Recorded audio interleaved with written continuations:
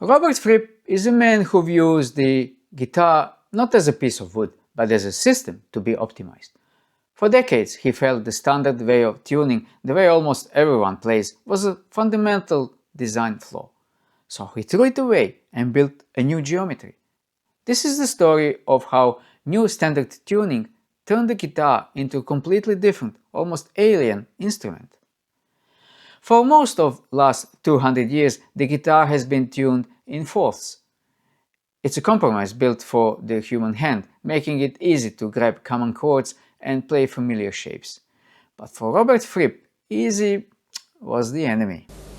So that the wrist will inevitably tend to bend and move more towards a banjo approach to picking. My feeling is that guitars are made for guitar makers and not guitarists.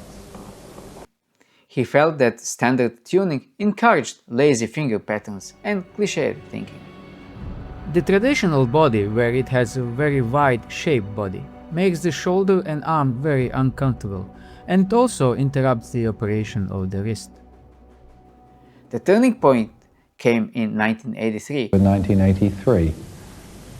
And I'd had a dissatisfaction with the old standard tuning of E, A, D, G, B, E, a fairly arbitrary bodge.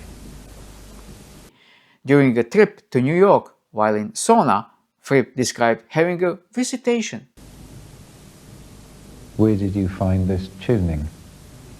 The better response to that question would be that the tuning found me, and it found me while lying sweating in the sauna of the Apple Health and Fitness Center. He realized that if he tuned the guitar in fifths, like a cello, the entire logic of the instrument would change. This wasn't a sudden break from his past, but a calculated transition. So if we're moving over two strings, there are four beginning points here. Beginning point 1, beginning point 2, beginning point 3, beginning point 4. So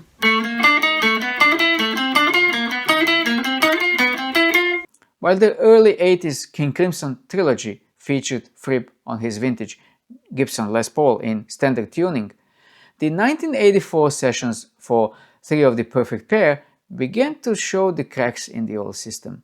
By the time he founded Guitarcraft in March 1985 at Claymont Court in West Virginia, New Standard Tuning, or NST, had become the mandatory language for his students. 142 BPM.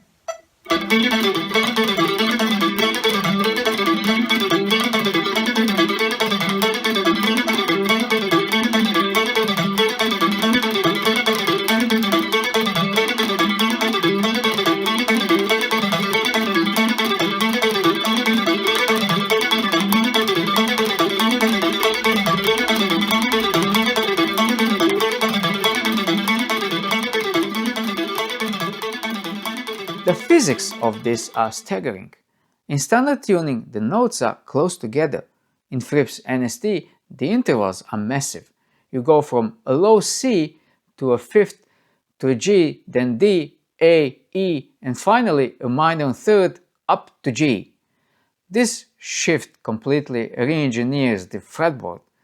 Suddenly, the easy chords you've known for years are physically impossible. If we are making a demand of our hands, we would begin by bringing part of our attention to the left hand.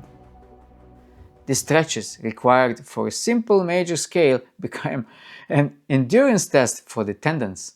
It's no longer about muscle memory, it's about deliberate, cold, architectural approach to the strings. In the studio, this shift transformed his output. On the League of Crafty Guitarists, recordings and solo works like the bridge between, you can hear the tuning's true power. If you work in a group, something becomes possible which simply is not possible if you are on your own, providing you can work as if you were one person. It allowed Fripp to lead ensembles where dozens of guitars functioned like a massive metallic organ. Because the strings are tuned so far apart, the guitar gains a massive piano-like range. The low C is deep and resonant, while the high G is crystalline and piercing. It removes the muddy middle of the guitar and replaces it with wide-open sonic landscape. However, this range comes at a cost.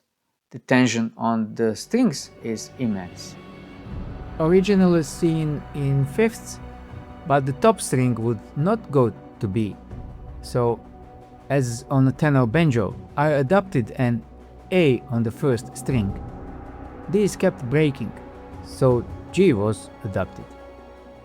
To make it work at the tension Fripp requires, you need a specialized set of strings. If you try to tune a regular set to NST, the high string will likely snap before you even reach the note. This architectural approach reached its peak during 1990s double trio era of King Crimson. During the recording of the album Track at Peter Gabriel's Real World Studios, the tuning became a strategic necessity.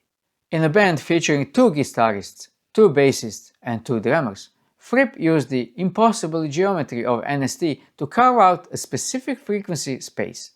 It ensured his parts didn't collide with Trey Gunn's war guitar or Tony Levin's Chapman stick.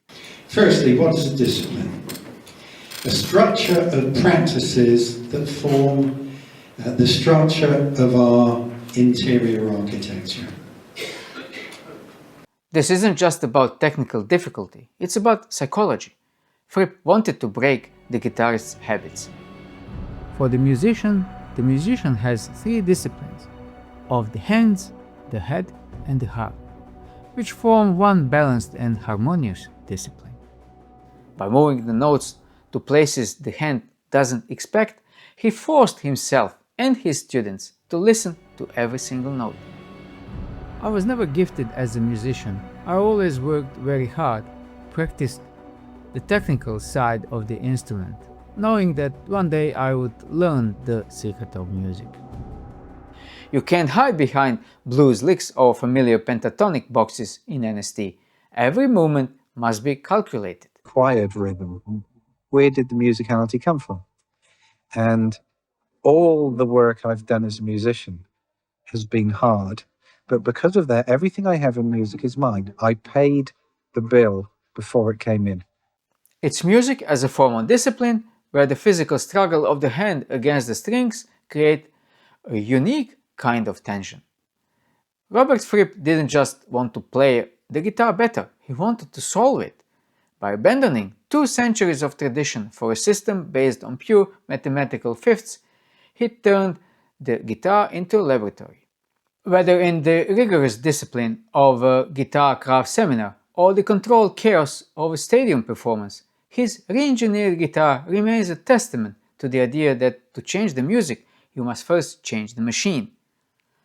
Thank you for watching, wish you all the best, see you in the next one.